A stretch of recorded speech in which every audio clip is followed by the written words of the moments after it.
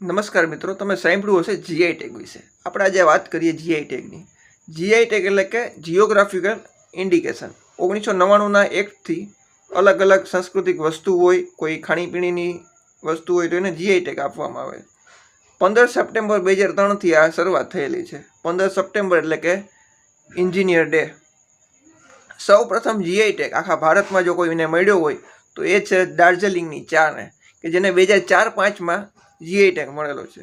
આપણે ગુજરાતની વાત કરીએ ને તો ગુજરાતમાં હાલની તારીખમાં 27 વસ્તુ એવી છે કે જેને જીઆઈ ટેગ પ્રાપ્ત છે. એમાં જે અમુક વસ્તુનું જો નામ લઉં તો 2011માં કેસર કેરીને જીઆઈ ટેગ મળેલો છે. હમણાં લેટેસ્ટ આપણું જે ગળચોળા છે એને જીઆઈ ટેગ મળેલો છે. પછી અમલસાડના ચીકુ છે તો એને જીઆઈ ટેગ મળેલો છે. એવા તો ઘણા છે. કચ્છની ખારેક છે, પછી ટાંગલિયાની શાલ છે જે સુરેન્દ્રનગરની છે, પછી કચ્છની ખારેક છે, સંખેડાનું ફર્નિચર છે. હવે એ કહેવાય કે 27 વસ્તુ કુલ છે. આ તો ખાલી ગુજરાતમાં, આખા ભારતમાં તો ઘણી છે. હમણાં જ આપણે જોયું હતું કે બિહારના ચોખા છે એને જીઆઈ ટેગ મળેલો હતો. તો આ આપવાનો હેતુ શું હોય? એક તો જે કોઈ ભૌગોલિક વિસ્તારમાં કોઈ એવી વસ્તુ છે, કંઈ એવું આર્ટ છે, સંસ્કૃતિ છે, એને એક સારો એવો વેગ મળે રાષ્ટ્રીય સ્તરે કે આંતરરાષ્ટ્રીય સ્તરે.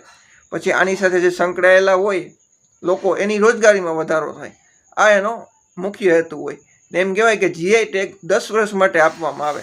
એ પછી જો તમે તમારી ગુણવત્તામાં બાંધછોડ કરેલું હોય તો એ જીઆઈ ટેગને રદ કરવામાં આવે. જીઆઈ ટેગ આપવાનો આ મુખ્ય હેતુ એ જ હોય કે જે કંઈ વસ્તુ છે એને સારી એવી ઓળખ મળે, એની સાથે જે સંકળાયેલા હોય ને એને પોતાની આ જે કળા હોય એમાં એને વિશેષ પ્રગતિ મળે. Thank you.